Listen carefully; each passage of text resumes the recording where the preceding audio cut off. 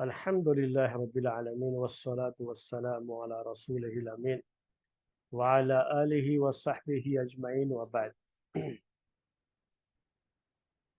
تزکیہ نفس کی اس کلاس میں سورہ ابراہیم کی تفسیر کا سلسلہ جو پچھلے ہفتے آیت نمبر 28 کے بارے میں آپ کے سامنے پیش کیا گیا، آج اس سے آگے چھوٹی چھوٹی دو آیتیں ہیں، پھر ایک آیت ہے 21 یعنی 31 نمبر کی آیت۔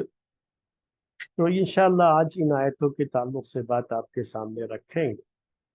پہلے آیت نمبر 28 کے بارے میں یاد دلا دوں، پچھلے درس میں وہ بات آپ کے سامنے آ چکی ہے۔ فرمایا اللہ تبارک و تعالی نے الم تر الی الذین بدلوا نعمت اللہ کفرا، کہ کیا تم نے دیکھا نہیں ان لوگوں کو، کیا ان لوگوں کے تعلق سے تمہیں پتہ نہیں ہے کہ جنہوں نے اللہ کی نعمت کو ناشکری سے بدل دیا یا اللہ کی نعمتوں کے بدلے میں ناشکری کی، وَأَحَلُّوا قَوْمَهُمْ دَارَ الْبَوَارِ، اور اپنی قوم کو ہلاکت کے گھر میں لا اتارا۔ تو یہ جو ہے پچھلے ہفتے درس میں بات آپ کے سامنے آ گئی، اور میں نے اس کی تفسیر جو عام تفسیر ہے اس کی جنرل قیامت کے دن تک بھی وہی تفسیر اس کی جاری رہے گی، وہ پیش کر دی تھی۔ بعض روایتوں میں اس کے بارے میں یہ بات ہے کہ وَأَحَلُّوا قَوْمَهُمْ دَارَ الْبَوَارِ، اس سے مراد مکے کے مشرکین تھے جنہوں نے اپنی قوم کو جنگ بدر میں مقابلے کے لیے، مسلمانوں سے مقابلے کے لیے لے کر کے آئے تھے، اور یہاں آ کر کے ان کو شکست اٹھانی پڑی تھی، وہ ہار گئے تھے جنگ، ان کے جو ہے لوگ مارے گئے تھے اور قیدی بن گئے تھے۔ تو اسی کی طرف اس میں اشارہ ہے کہ انہوں نے اپنے قوم کو ہلاکت کے گھر میں لا اتارا۔ تو ہلاکت کا یہ گھر وہی جنگ بدر کا واقعہ تھا جو پیش آیا تھا۔ یہ بات تو ذکر کی گئی ہے، لیکن یہ چیز، اس کا مطلب یہ ہوتا ہے جب ہم اصول تفسیر پڑھتے ہیں تو اس میں یہ بات رہتی ہے کہ جب کوئی صحابی یہ بات اس طرح سے بیان کرتا ہے تو اس کا مطلب یہ ہوتا ہے کہ یہ آیت اس پر بھی فٹ آتی ہے، تو وہ بھی اس میں داخل ہے، مکے کے مشرکین بھی اس میں داخل ہے، اور جنگ بدر میں انہوں نے جو آ کر کے مسلمانوں سے مقابلہ کرنے کے لیے اپنی قوم کو جو لے کر کے آئے تھے، تو ان کے جو سردار تھے انہوں نے اپنی قوم کو ہلاکت میں ڈال دیا تھا، وہ بھی اپنی جگہ پر صحیح ہے۔ تو لیکن آیت بالکل عام ہے، قیامت تک یہ چیز رہے گی کہ جو لوگ بھی اللہ کی نعمت پر اللہ کا شکر ادا کرنے کے بجائے ناشکری کا راستہ اختیار کرتے ہیں، ان کے لیے ہلاکت اور بربادی ہی ہوتی ہے۔ آگے جو ہے، اب آگے کی جو آیت ہے، آیت نمبر 29، جہنم یصلونہا وبئس القرار، جہنم یصلونہا وبئس القرار۔ تو جہنم، یہ اس کا تعلق اس کے پہلے والی آیت سے، تو پہلے والی آیت سے اس کو جوڑنا ہی پڑے گا، لازمی۔ تو پہلے کیا ہے، اس کے پہلے وَأَحَلُّوا قَوْمَهُمْ دَارَ الْبَوَارِ، اپنی قوم کو ہلاکت کے گھر میں اتار دیا۔ ہلاکت کا گھر کیا ہے، کیا ہے یہ؟ اسی سے یہ بدل ہے جہنم۔ تو عربک کی گرامر کے لحاظ سے بھی یہ سینٹنس پورا نہیں ہوا ہے ابھی، اسی سینٹنس سے یہ تعلق، یہ آیت جو ہے تعلق رکھتی ہے۔ تو کبھی یہ نہ سمجھا کریں کہ اگر کہیں آیت ختم ہوتی ہے تو وہاں سینٹنس بھی پورا ہو جاتا ہے۔ عربک کے لحاظ، گرامر کے لحاظ سے آیتیں ختم ہوتی ہیں کہیں اور ابھی سینٹنس پورا نہیں ہوتا ہے، تو یہاں پر بھی وہی ہے۔ تو یہ جو دوسری آیت ہے اس کا تعلق اسی آیت سے ہے، یعنی آیت نمبر 28 سے ہے۔ تو یہ ہلاکت کا گھر کیا ہے، بربادی کا گھر کیا ہے؟ یہ جہنم، جہنم یصلونہا، جس میں یہ سب کی سب جائیں گے۔ یہ کفار، یہ مشرکین، یہ ناشکرے لوگ جہنم میں جائیں گے، اس میں داخل ہوں گے۔ وَبِئْسَ الْقَرَارُ، اور کتنا برا ٹھکانہ ہے۔ وَبِئْسَ الْقَرَارُ، کتنا برا ٹھکانہ ہے۔ یاد رکھیے گا، یہ اس کا تعلق وہی پہلے والی آیت سے۔ یہ ناشکرے لوگ کرتے کیا ہے؟ خود بھی ناشکری میں مبتلا ہوئے اور دوسروں کو بھی ناشکری کی دعوت دی، اور جس کی وجہ سے وہ بھی کفر و شرک میں مبتلا ہوئے۔ اور کفر و شرک کا یہ حال رہا کہ جب آدمی کفر و شرک پر ہی اس کی وفات ہوتی ہے تو اس کا ٹھکانہ کیا ہے میرے بھائیو؟ جہنم ہے، اور اسی میں وہ داخل ہوگا۔ وَبِئْسَ الْقَرَارُ، کتنا برا بدترین ٹھکانہ ہے۔ جہاں کسی کو جانا پڑ جائے جہنم، اس کے ناموں میں سے ایک نام ہے یہ جہنم۔ النار بھی آتا رہتا ہے، جہنم بھی آتا رہتا ہے، دوسرے الفاظ بھی آتے رہتے ہیں۔ تو یہ نام ہے اس برے ٹھکانے کی جو آخرت میں کفار مشرکین کے لیے، منافقین کے لیے، اللہ تعالیٰ کے ناشکر بندوں کے لیے تیار، یہ سزا ہے جو ان کو قیامت کے دن دی جائے گی جہنم میں داخلے کی شکل۔ تو قرآن میں یہ ذکر آتا رہتا ہے، جنت کا بھی ذکر آتا ہے، جہنم کا بھی ذکر آتا ہے۔ جنت اور جہنم کا یہ ذکر صرف اس وجہ سے ہوتا رہتا ہے کہ جہنم کی ہولناکیوں کو سن کر کے لوگوں کے رونگٹے کھڑے ہوں، اور لوگ کوشش کریں، اللہ کے یہ بندے کوشش کریں کہ دنیا کی اس زندگی میں ایسے کوئی کام نہ کریں جن کاموں کی وجہ سے ان کو جہنم کا راستہ دیکھنا پڑے۔ تو اسی کے لیے یہ ذکر آتا ہے۔ اسی لیے جب بھی جہنم کا ذکر آئے، آپ قرآن پڑھیں تو اللہ تعالی سے اس کی پناہ طلب کریں، جہنم کے عذاب سے اس کی پناہ طلب کریں۔ اگر جہنم کے عذاب سے کوئی محفوظ رکھ سکتا ہے تو صرف اور صرف اللہ کی ذات۔ تو ہمیشہ ایسے موقع پر ہمیں کیا پڑھنا ہے؟ ہمیں اعوذ باللہ من نار جہنم، اعوذ باللہ من جہنم۔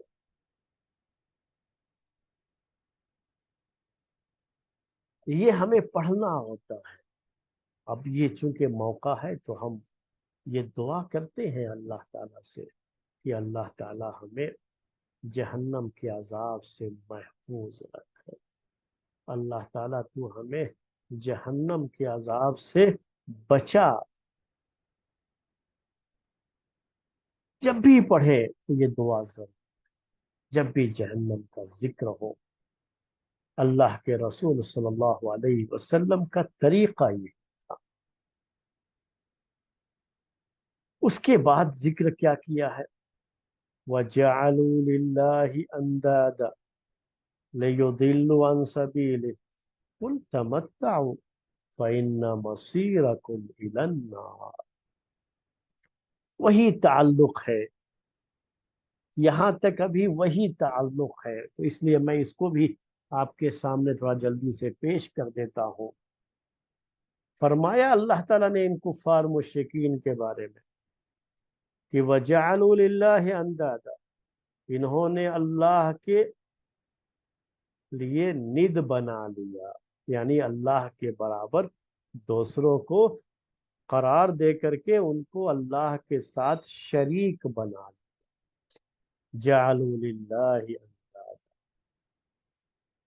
جیسے اللہ کی عبادت کرتے ہیں دوسروں کی عبادت بھی کرنا شروع کر دیں۔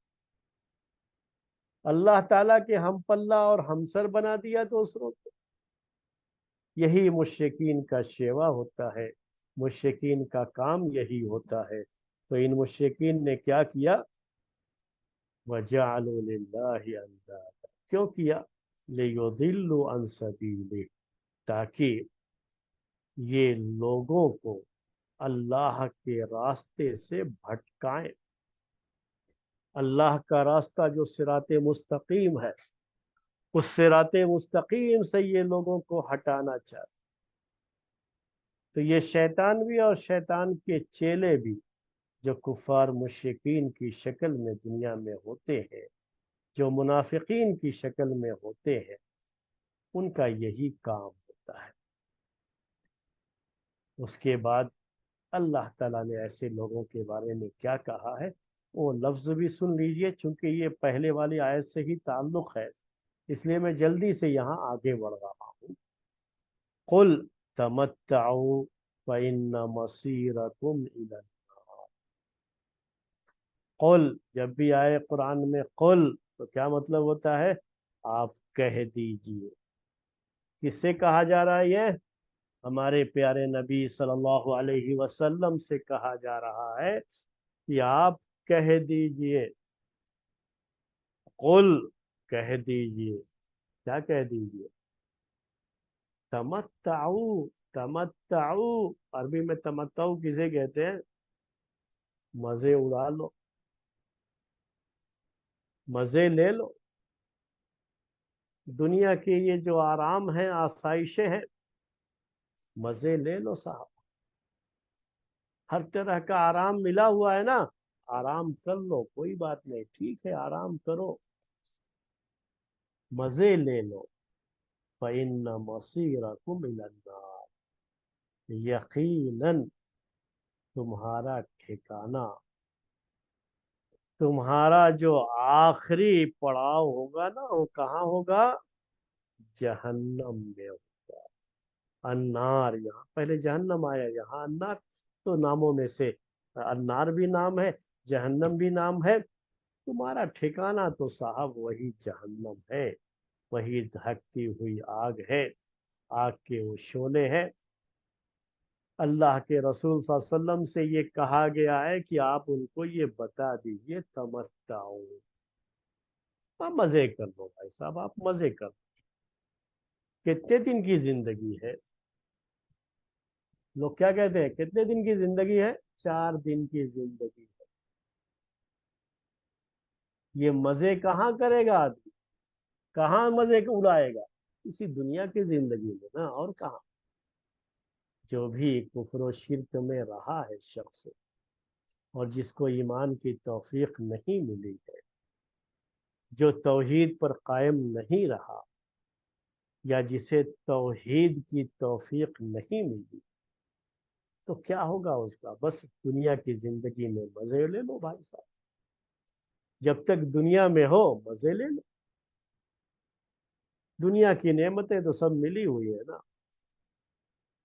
تو یہاں تھوڑا سا ہم تزکیے کا پہلو جو ہے وہ آپ کے سامنے پیش کریں گے۔ یہ جو اللہ کے رسول صلی اللہ علیہ وسلم سے کہا گیا ہے کہ آپ کہیے، قل، آپ کہیے تمتعو، تمتعو فائدہ اٹھا لو،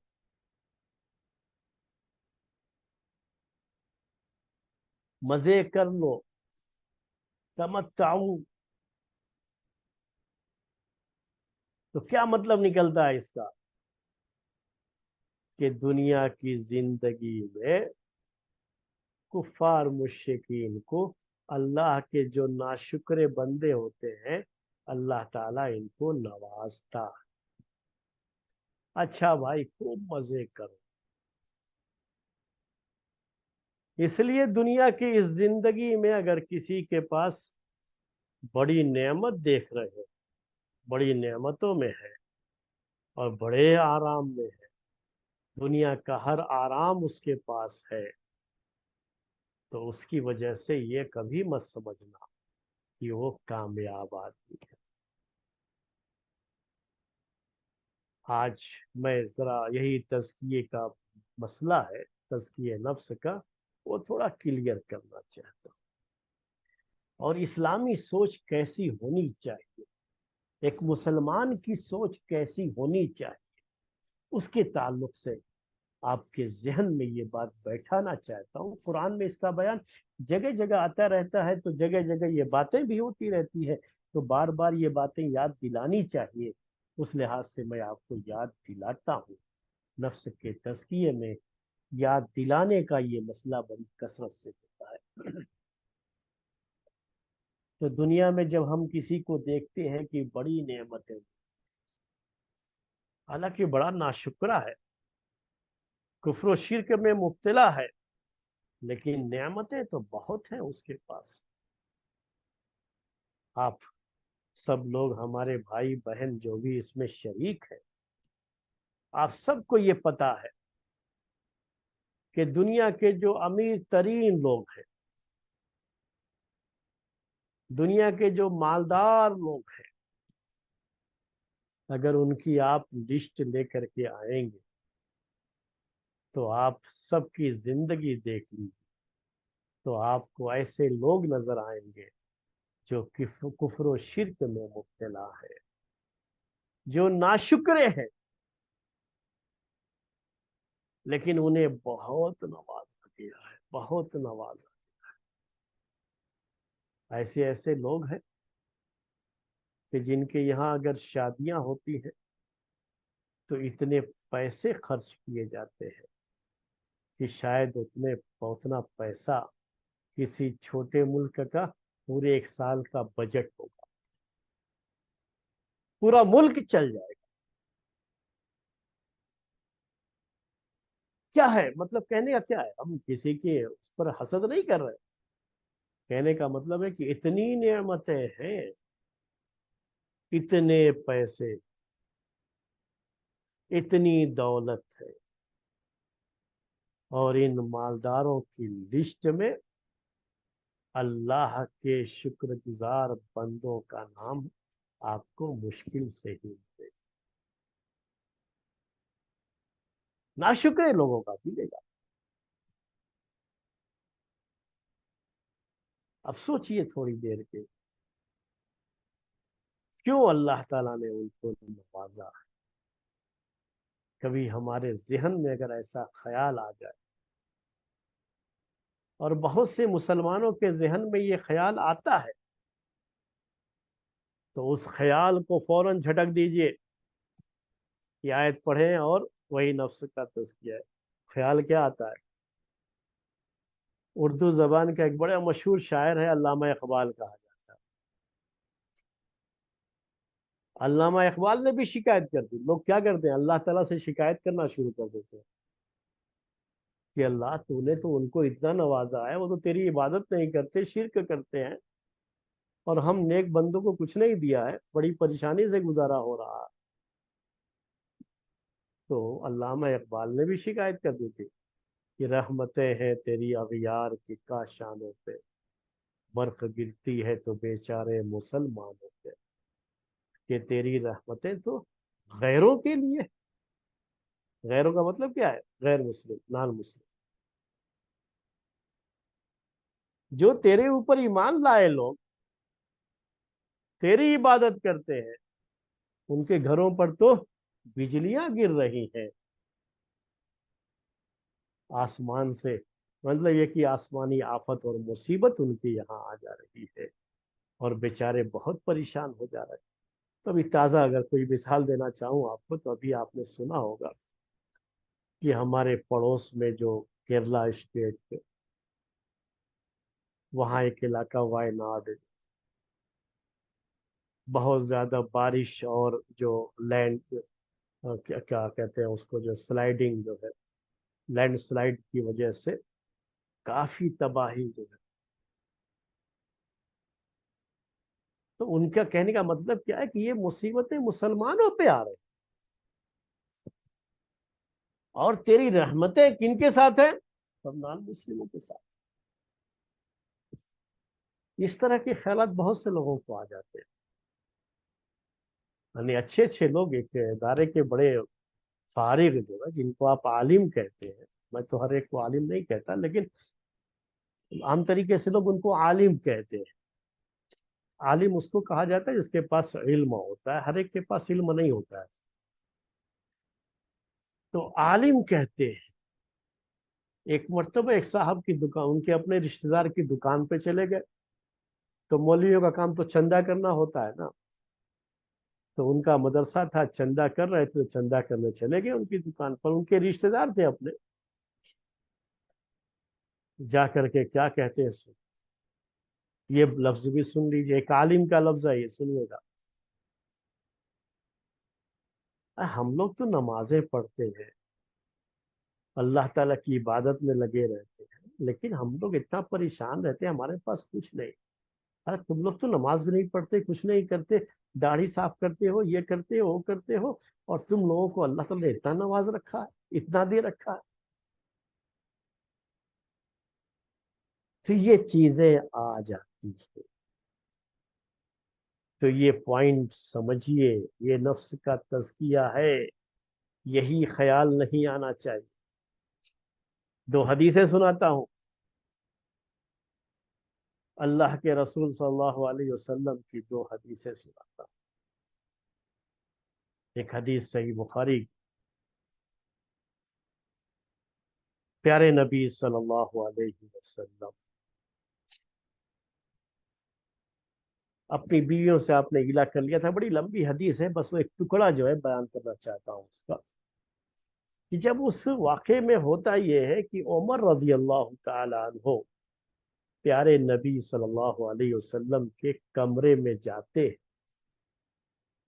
तो उस कमरे का नक्शा बयान करते हैं कि उस पूरे कमरे में कुछ नहीं था। एक चमड़े की एक पोस्तीन थी, और वो जो खजूर के दरख्त के पत्तों से बनी हुई एक हसीर मैट्रेस जो है, चटाई जिसे हम कह लेते हैं, वो थी, जिस पर कोई चादर नहीं, कुछ नहीं। उस पर नंगी पीठ अल्लाह के रसूल सल्लल्लाहु अलैहि वसल्लम आराम कर रहे थे। तो आपकी पीठ पर चटाई का, उस मैट्रेस का पूरा नक्शा बना हुआ था। और जब ये शक्ल देखी उमर रज़ी अल्लाह तआला अन्हु ने, और आपके कमरे का ये सामान देखा, जिसमें आसाइश और आराम और कंफर्ट के नाम की कोई चीज नहीं थी, रिलैक्स होने के लिहाज से कोई चीज नहीं थी, ऐशो आराम की कोई चीज नहीं थी, तो आंखों में आंसू लेकर के उमर रज़ी अल्लाह तआला अन्हु कहते हैं, ये सुनिएगा, ये कहते हैं कि अल्लाह के रसूल, ये कैसर व किसरा, आज के जमाने के जो मशहूर बड़े बड़े जो है अमीर लोग हैं, उनका नाम ले सकते हैं आज आप। कहते हैं ये कैसर व किसरा, कैसर ये जो है उस जमाने की क्रिश्चियन की हुकूमत थी, और किसरा ये मजूसियों की हुकूमत थी। अभी मजूसियों का जो जिक्र आपके सामने तारीख के दर्स में आ रहा था। कहा कि ये कैसर व किसरा, इनको तो अल्लाह ने इतना नवाज रखा है कि मोटे मोटे गद्दों पर, आरामदेह कालीनों पर, कालीन ये कारपेट जो है, इनके पैर जो है उस पर चलते हैं। चप्पल पहन करके ये बड़े तवीज मोटे किस्म के जो कारपेट है उस पर चलते हैं। और आसाइश और आराम नाम की जितनी भी चीजें हैं सब उनके घरों में होती है। और आप अल्लाह के रसूल, अल्लाह के सबसे महबूब बंदे, आपका हाल ये। वो आ जाती है बात, कभी कभी ख्याल आ जाता है ऐसा। उमर रदी अल्लाह तआला अन्हु के दिमाग में भी ये ख्याल आया, तो क्या कहा अल्लाह के रसूल सल्लल्लाहु अलैहि वसल्लम ने, वही बात असल पेश करनी है, बस यही बात है। کہا عمر کیا تم کو یہ نہیں سمجھ میں آ رہا ہے کہ اللہ تعالیٰ نے ان کو دنیا میں دے دیا ہے اور ہمارے لیے اسے آخرت میں رکھا ہے، ہمارے لیے آخرت میں رکھا ہے۔ یہ تزکیے کا یہ وہی ہے تمتعو قل تمتعو۔ ان کو کیا ہے، اللہ تعالیٰ نے جو بھی مزے کرانے ہیں نا دنیا میں ہی کرا دی، اور ہمارے لیے کہاں رکھا ہے یہ؟ آخرت میں، جنت کی شکل میں۔ اور جنت کے جو مزے، ظاہر سی بات ہے کہ دنیا کا، پوری دنیا کا جو عیش و آرام ہو وہ جنت کی معمولی نعمت کی بھی برابری نہیں کر سکتا۔ یہی ہے، جب کبھی بھی خیال ایسا آئے نا تو یہ اس حدیث کا یہ ٹکڑا یاد کر کہ ان کو دنیا میں دے دیا ہے، ہمیں کہاں دے گا؟ آخرت میں جنت کی شکل میں دے گا۔ دوسری مثال پیش کرتا ہوں، یہ بہت سے صحابہ کے بارے میں یہ باتیں آتی ہیں، جس میں سے مصعب بن عمیر رضی اللہ تعالی عنہ، خاص طریقے سے ان کے بارے میں یہ ذکر، یہ بھی صحیح حدیث ہے۔ ان کی وفات ہوتی ہے مصعب بن عمیر کی، تو کفن کے لیے چادر بھی نہیں ہوتی ہے۔ جو چادر ان کے پاس ہوتی ہے، جب اس سے کفن جو ہے وہ چادر کو بنایا گیا تو اس سر کو بھی چھپانا رہتا ہے کفن میں اور پیر کو بھی چھپانا رہتا ہے، تو یہ چادر چھوٹی پڑ گئی، سر چھپاتے ہیں تو پیر کھل جاتا ہے، پیر چھپاتے ہیں تو سر کھل جاتا ہے۔ تو اللہ کے رسول صلی اللہ علیہ وسلم کہتے ہیں کہ سر کو چھپا دو، اور پیر پر ایک گھاس ہوتی تھی، اسخر گھاس کہتے تھے اس کو، کہا اس کو ڈال دو۔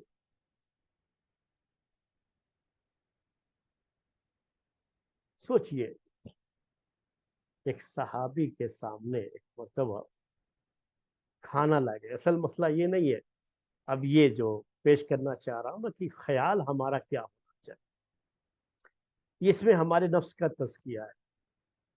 ایک صحابی کے سامنے ایک مرتبہ خباب بن ارت رضی اللہ تعالی عنہ ہے، میں صحابی کا نام بھی لے لیتا ہوں، کئی قسم کے کھانے، یہ اور بھی بعض صحابہ کا نام اس کے اندر آتا ہے حدیثوں میں، تو کئی طرح کے کھانے جو ہے رکھ دیے گئے، پھر بھی اتنے تو نہیں رہے ہوں گی، اتنی ڈشیں نہیں رہیں گی جو ہم لوگوں کے یہاں آج گھروں میں ہو جاتی ہے، غریب لوگوں کے گھروں میں بھی اتنی ڈشیں آج ہو جاتی ہیں، اتنی تو نہیں رہی ہوں گی، اس سے کم ہی رہی، لیکن جن کا کبھی کھجوروں پہ گزر بسر ہوا ہو، جن کو گوشت کبھی کبھی نظر آیا ہو، جن کا گزر بسر کبھی کبھی درخت کے پتوں پر ہوا ہو، ان کے سامنے جب کھانے کئی طرح کے آ جائے تو دیکھ کر کے ہم کو تو منہ میں پانی آ جائے گا، اور ہم خوشی منائیں گے، بھائی آج تو خوب ڈٹ کے کھائیں گے، آج تو مزے ہی مزے ہیں، کھائیں گے بھی اور تذکرے بھی ہوں گے، بھائی کیا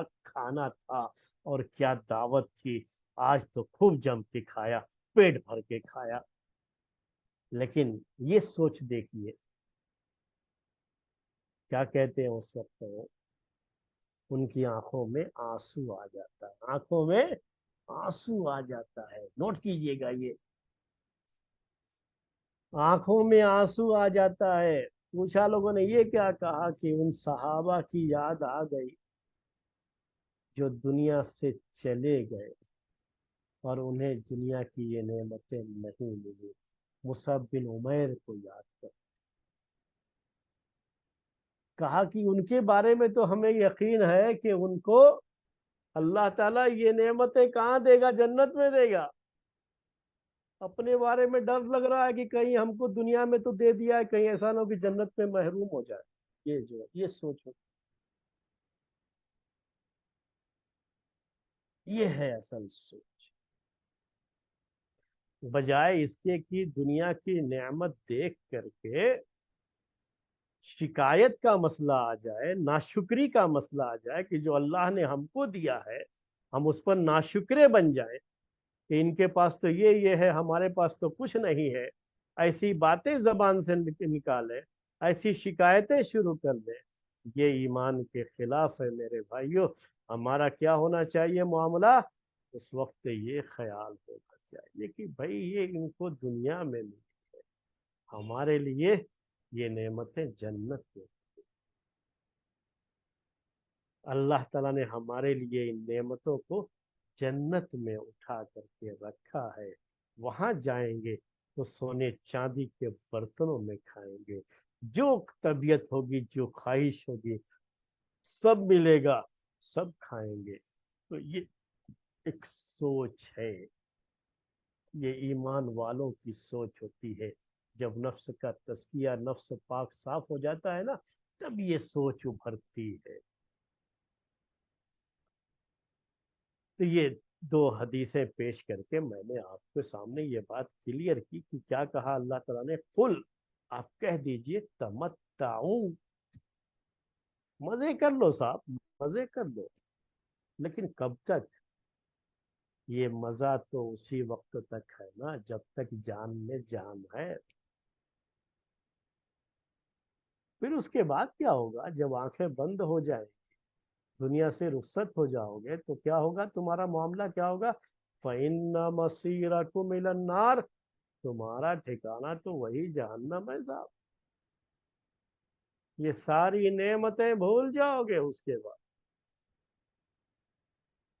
کیونکہ یہ تو بڑی عارضی تھی، چند دنوں کی زندگی تھی، اس میں مزے اڑا لیے، لیکن جہنم کا یہ عذاب تو ہمیشہ ہمیشہ کا ہے، کفار مشرکین کے لیے تو ہمیشہ ہمیشہ کا عذاب۔ تو یہ ہے یہ آیت، قل تمتعوا، ہمیشہ یاد رکھیے، کبھی بھی موقع ہے تو کیا ہے، جب آپ کو یہ کہیں دل میں یہ خیال ستانے لگے کہ ان کو تو بڑی نعمتیں ملی ہیں، ہم کو کیا ملا ہے، تو کیا کہو، قل تمتعوا، ٹھیک ہے صاحب، آپ مزے اڑا لو، ہمارے لیے تو یہ جنت میں ہے، اللہ تعالیٰ نے ہمارے لیے یہ نعمتیں جنت میں رکھی ہے۔ یہ ایک بات تھی، فَإِنَّ مَصِيرَكُمْ إِلَى النَّارِ۔ جب یہ اہل شرک، اہل کفر کا ذکر آ گیا اور جہنم ان کا ٹھکانہ ہے اس کا بیان آ گیا، تو لازمی طور پر اب اس کے مقابلے میں کیا ہونا چاہیے؟ اہل ایمان کا بھی ذکر ہونا چاہیے۔ تب یہ آیت نمبر 31 اسی کے بارے میں ہے میرے بھائیوں۔ یہاں پر بھی اللہ تعالیٰ نے اپنے رسول کو مخاطب کر کے کہا، قل، پھر سے وہی بات آ گئی، قل، کہہ دیجئے۔ پہلے تھا کن سے کہنا تھا؟ وہ کفار مشرکین سے کہنا تھا، اب ایمان والوں سے کہنا ہے۔ میرے بھائیوں، میری بہنوں، اب یہ آپ لوگوں سے یہ بات کہی جا رہی، اس کو گرہ میں باندھ لیجئے، اسے نوٹ کر لیجئے، کیونکہ اب یہ آپ کے بارے میں ہے۔ اللہ کا فضل و کرم ہے کہ اللہ تعالیٰ نے ہم سب کو ایمان کی دولت سے نوازا ہے، تو ہم کن میں سے ہیں؟ اس آیت کے لوگوں میں سے۔ کیا کہا اس آیت میں؟ قل، آپ کہہ دیجئے، یا قل لعبادی الذین آمنوا یقیموا الصلاة وینفقوا مما رزقناہم سرا وعلانیہ، آپ کہہ دیجئے میرے ان بندوں سے جو کہ ایمان لے آئے۔ اس کا معنی یہی ہے اردو میں، قل، آپ کہہ دیجئے، پیارے نبی صلی اللہ علیہ وسلم سے کہا جا رہا ہے کہ آپ کہہ دیجئے، کن سے کہنا ہے؟ لعبادی الذین آمنوا، میرے ان بندوں سے جو کہ ایمان لے آئے، جو کہ ایمان لے آئے۔ تو اب یہ ایمان والوں سے کہا جا رہا ہے، ایمان والوں سے کہا جا رہا ہے، ایمان لانے والوں میں ہم سب ہیں میرے بھائیو۔ اللہ تعالیٰ کا یہ فضل و کرم میں تو ہمیں کہا جا رہا ہے کان کھول لیجئے، کیونکہ بات ہماری ہو رہی، بات آپ کی ہو رہی ہے۔ اب تو کان بند رکھنے کا کوئی جواز ہی نہیں ہے، کان کھول لو پورے طریقے سے کہ بات اب جو ہوگی ہمارے بارے میں۔ غور کیجئے اس ٹکڑے میں جملہ بھی نہیں کر رہا ہوں، ٹکڑے میں، کیونکہ ابھی سینٹینس بھی پورا نہیں ہوا ہے، جملہ پورا نہیں ہوا ہے نا، یہ صرف ایک چھوٹا سا ٹکڑا ہے۔ قل لعبادی الذین آمنوا، آپ کہہ دیجئے میرے ان بندوں سے جو کہ ایمان لائے۔ تین بڑے فائدے، تین بڑے فائدے عربک لینگویج کے لحاظ سے بھی اور تربیت کے پہلو سے بھی، اور تھوڑا اپنے اندر خوشی محسوس، جسے ہم گڈ نیوز کہتے ہیں، تو تھوڑا گڈ نیوز کے لحاظ سے بھی، خوشخبری کے لحاظ سے بھی تین اہم پوائنٹ اسے نوٹ کر لیجئے، اسی ٹکڑے کے اندر ہے۔ میں ایک ایک کر کے اب بیان کرتا ہوں۔ پہلی بات کیا ہے؟ اللہ تعالیٰ نے کہا، قل، آپ کہہ دیجئے، لی عبادیہ، میرے ان بندوں سے۔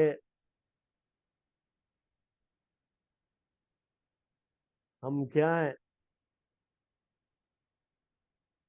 اللہ تعالیٰ کے بندے، اللہ تعالیٰ کے بڑے خاص بندے۔ کیونکہ عباد کو یہاں پہ عربی زبان میں عباد یہ عبد کی جمع ہے، عبد کا یہ پلورل فارم ہے، یہ عبد کہتے ہیں سلیو، اور اس کے بعد جو یا ہے نا عربی زبان کے لحاظ سے، اس کو یا ضمیر پروناؤن، یہ اس کو مضاف الیہ کہتے ہیں۔ تو عباد یہ مضاف ہے اور یا یہ مضاف الیہ۔ اللہ تعالیٰ نے یہ نہیں کہا کہ قل للعبادی، یہ نہیں کہا قل للذین آمنوا، یہ بھی تو نا، عباد کو ختم کر دیجیے، آپ کہہ دیجئے ان لوگوں سے جو ایمان لائے۔ یہ بھی ہوتا تھا قل للمؤمنین، قرآن میں دوسری جگہوں پر ہے یہ بات ہے، یہ انداز بھی ہے میرے بھائی، قل للمؤمنین قل للمؤمنات، یہ سب جو ہے قرآن میں اللہ تعالیٰ نے دوسری جگہ پر یہ کہا ہے قل للمؤمنین، لیکن یہاں پر کیا ہے؟ قل لعبادی الذین آمنوا۔ یہ کام، یہ حکم کس کے لیے ہے میرے بھائیوں؟ حکم تو اللہ کے رسول صلی اللہ علیہ وسلم کے لیے، لیکن یہ کہنا کس سے ہے؟ میرے بندے، میرے بندے، اللہ تعالیٰ کہہ رہا ہے میرے بندے۔ کتنے خوشی آپ کو محسوس ہو رہی ہوگی اس وقت کہ اللہ تعالیٰ نے ہمیں اپنا کہا۔ قربان جائیے اس اسلوب پر، خوش ہو جائیے میرے بھائیوں اور میری بہنوں کہ اللہ تعالیٰ نے ہمیں اپنا کہا۔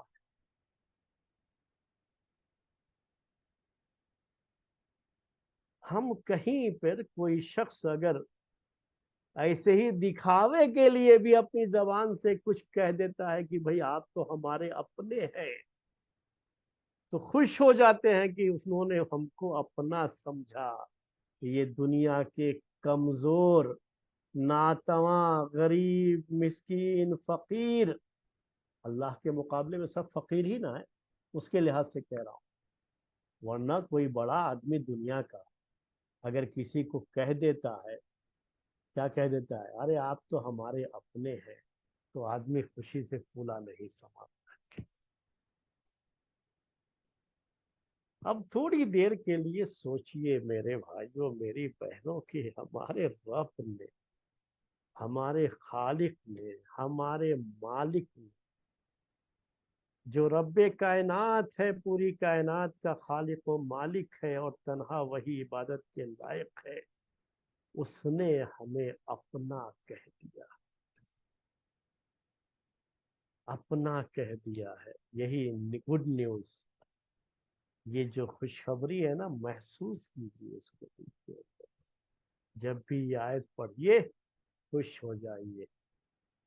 اللہ کی یہ بڑی نعمت ہے کہ اللہ تعالیٰ نے ہمیں اپنا کہا ہے۔ پہلا پوائنٹ تو آپ کو سمجھ میں آ گیا۔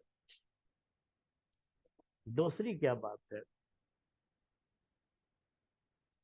کہ اللہ تبارک و تعالیٰ نے جب یہ کہا کہ میرے بندے،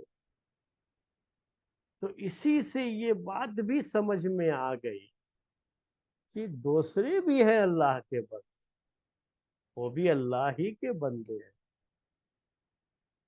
لیکن چونکہ وہ نافرمان ہیں، ناشکرے ہیں، ناشکرے ہیں، تو کیا ہوتا ہے؟ اللہ کے بندے ہوتے ہوئے بھی اللہ تعالیٰ ان کو اپنا بندہ نہیں کہتا۔ کہیں کہیں جب توبے کا مسئلہ آتا ہے، گناہوں سے توبے کا، تو جب کوئی بندہ گناہوں سے توبہ کرتا ہے نا، تو وہ بھی چاہے کتنا بھی گنہگار ہو، ناشکرا ہو، لیکن جب توبہ کر لیتا ہے نا، تو اللہ کا خاص بندہ بن جاتا ہے۔ تو وہاں بھی اس طرح کی بات ذکر کی جاتی ہے، اور اس طرح کی اضافت کو عربی زبان میں اضافت تشریف کہتے ہیں۔ عربک لینگویج کے لحاظ سے کہنا ہو تو اسے کہتے ہیں اضافت تشریف۔ اضافت تشریف کا مطلب کیا ہے؟ کہ اللہ تبارک و تعالی نے ہمیں بڑا شرف دے دیا، ہماری نسبت اپنی طرف کر کے بڑا مقام دے دیا۔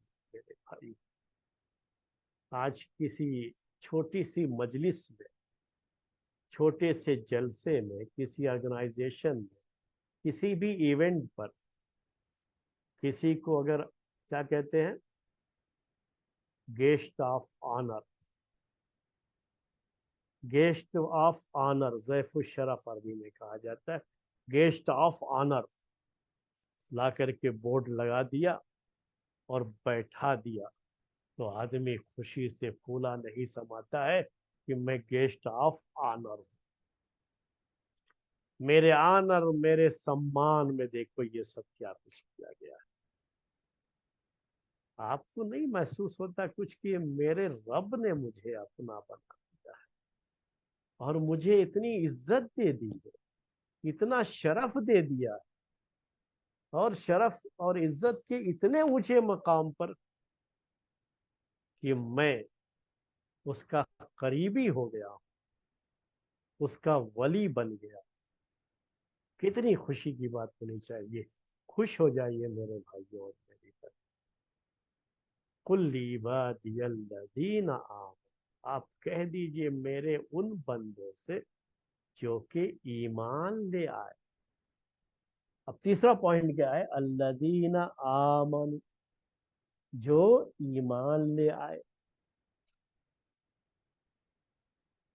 ایک ہوتا ہے مؤمنین کا لفظ، مؤمن جس کی جمع ہوتی ہے یہ حالت جر میں، حالت نصب میں مؤمنین۔ ایک ہوتا ہے کہ کہا جائے کہ قل للمؤمنین، آپ کہہ دیجئے مومنوں سے، معنی وہی ہے مومنوں سے کہہ، لیکن یہاں وہ نہیں کہا گیا الذین آمنوا لعبادی الذین آمنوا۔ دونوں میں عربک لینگویج کے لحاظ سے فرق کیا ہے کہ جب مومن کہا جاتا ہے تو یہ ایمان پر جو لوگ ثابت قدم ہے،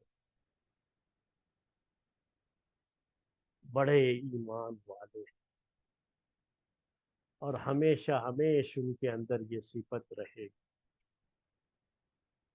للذین آمنوا، جو ایمان میں داخل ہو چکے ہیں، ایمان لے آئے ہیں، لیکن ایمان پر کب تک باقی رہیں گے، ہمیشہ باقی رہیں گے یا نہیں رہیں گے، کیا معاملہ ہے، اس کے بارے میں اس میں کوئی بات نہیں رہتی۔ اس میں صرف یہ ہوتا ہے کہ ایمان لے آئے، ایمان میں داخل ہو گئے، ان سے یہ باتیں کہنی ہیں۔ اور جو بھی ایمان میں داخل ہو جاتا ہے اللہ کا نیک بندہ بن جاتا ہے، اللہ کا خاص بندہ بن جاتا ہے۔ اس کے لحاظ سے یہ الذین آمنوا، شاید آپ کو بہت زیادہ فرق نہ سمجھ میں آیا ہو تو میں تھوڑی سی اور وضاحت کر دیتا ہوں اس کی۔ کیا ہوتا ہے یہ کہ جیسے مؤمن کا لفظ ہے عربی زبان میں، تو اس میں کہیں نہ کہیں یہ کسی خاص جو ہے ٹینس سے اس کا تعلق نہیں ہوتا ہے، کسی زمانے سے اس کا تعلق نہیں ہوتا ہے، وہ ایک صفت ہوتی ہے جو آدمی کی بیان کی گئی کہ یہ ایمان والا ہے، یہ ایمان لایا ہے، وہ مومن ہے۔ لیکن الذین آمنوا یہ کیا ہے؟ آمنوا ایمان لائے، یعنی پاسٹ ٹینس سے، تو ایمان لائے، ایمان ہے ابھی ان کے پاس، لیکن یہ کیا ہے؟ ایک ٹینس ہے، ایک زمانہ ہے۔ ایمان لائے یہ فعل کہتے ہیں۔ تو جب فعل ورب کے لحاظ سے کوئی چیز بیان کی جاتی ہے نا عربی زبان میں، تو وہ ایک خاص زمانے سے جڑ جاتی ہے، ایک ٹینس سے جڑ جاتی ہے۔ لیکن جب کوئی ناؤن کی شکل میں پیش کیا جاتا ہے اس کو، تو وہ کسی زمانے سے وہ چیز نہیں جڑتی ہے۔ تو ایک زمانے سے یہ چیز جڑی ہوئی ہے کہ ایمان لے آئے، اب وہ ایمان پر ہی ان کی وفات ہوگی، ایمان پر باقی رہیں گے، آگے کیا معاملہ ہوگا اس کے بارے میں کچھ پتہ نہیں ہے، لیکن صرف ایمان لے آئے تو اللہ کے نیک بندے بن گئے۔ جب تک ایمان میں ہے اللہ کے نیک بندے، اللہ کے ولی۔ اب ان کو کرنا کیا ہوتا ہے؟ جو ایمان لے آئے ان کو کرنا کیا ہوتا ہے کہ ہمیشہ مومن رہے، اور ایمان سے ان کا رشتہ ہمیشہ ہمیشہ کے لیے قائم رہے۔ تو ان کو کرنا کیا ہوتا ہے؟ وہی چیز یہاں پر ذکر کی گئی ہے آج سب، اسی کا بیان ہے آج۔ اسی لیے یہ کہا گیا الذین آمنوا۔ بھائی ایمان لائے ہو ٹھیک ہے نا، ایمان لائے ہو اچھی بات ہے، اللہ تبارک و تعالیٰ کے بڑے قریبی ہو گئے ہو، اللہ تعالیٰ نے تم کو اپنے خاص بندوں میں شمار کر لیا ہے، تمہارا اس میں شمار ہو گیا۔ لیکن یہ یاد رکھو پھر بھی کہ جو چیز ملی ہے وہ باقی بھی رہنا چاہیے، اس کو باقی رکھنا ہے تم کو ابھی۔ تو کیسے باقی رکھو گے؟ کیا کہا؟ حکم کیا ہے ان کے لیے؟ یہ حکم ہے ابھی، یقیم الصلاۃ، یعنی یقیم الصلاۃ، آپ ان سے کہیے، میرے ان بندوں سے کہیے جو ایمان لائے۔ میں نے کہا یہ سینٹنس پورا نہیں، ابھی کیا کہنا ہے وہ آگے ابھی آ رہا۔ کیا کہنا ہے ان سے؟ کہ وہ صلاۃ کو قائم رکھیں، نماز کو قائم رکھیں، صلاۃ کو قائم رکھیں۔ آگے اور بھی چیزیں، تو یہ ہے وہ مسئلہ جو کہا میں نے کہ ایمان لے آئے، ایمان لے آئے تو اب ذمہ داری بنتی ہے کہ اس ایمان کو باقی بھی رکھنا ہے، تبھی جا کر کے یہ ساری فضیلتیں، یہ سارا شرف، یہ ساری منزل، سارا مقام اور یہ سارا مرتبہ، اللہ کے ولی ہونے کا یہ شرف، یہ سب کب رہے گا؟ جب ان چیزوں کی پابندی کرو۔ ابھی تو ایمان لے آئے ہیں نا، پابندی کیا کرنا ہے؟ سب سے پہلی چیز ایمان کے بعد یقیم الصلاۃ، کہ وہ نماز کو، صلاۃ کو قائم رکھے۔ صلاۃ کو قائم رکھنے کا کیا ہوتا ہے؟ اس ایمان کو باقی رکھنا ہے۔ اس ایمان کو باقی رکھنے کے لیے پہلی سیڑھی کیا ہے اس کی؟ کہ صلات کو قائم رکھے، صلات کو قائم رکھے۔ اقامت صلاح میں کیا کیا چیزیں آتی ہیں؟ ایک ہوتا ہے نماز پڑھنا، صلات ادا کرنا، اور ایک ہوتا ہے اقامت صلاح۔ تو اس میں کیا کیا چیزیں آتی ہیں انشاءاللہ اگلے ہفتے درس میں ہم آپ کے سامنے یہ باتیں پیش کریں گے۔ صرف اس کا پہلا ٹکڑا یاد رکھیے اور خوش ہو جائیے کہ اللہ تعالیٰ نے آپ کو اپنا کہا ہے، اللہ تعالیٰ نے ہمیں اپنا کہا ہے۔ فی الحال اس پر خوش رہیے اور اسی کو باقی رکھنے کی پوری کوشش کیجیے۔ انشاءاللہ آئندہ ہفتے درس میں مزید جو آگے باتیں ہیں اس کی وضاحت آپ کے سامنے آئے گی۔ آج کا درس اسی پر ختم کرتے ہیں۔ سبحانک اللہم و بحمدک، اشہد ان لا الہ الا انت، استغفرک و اتوب الیک۔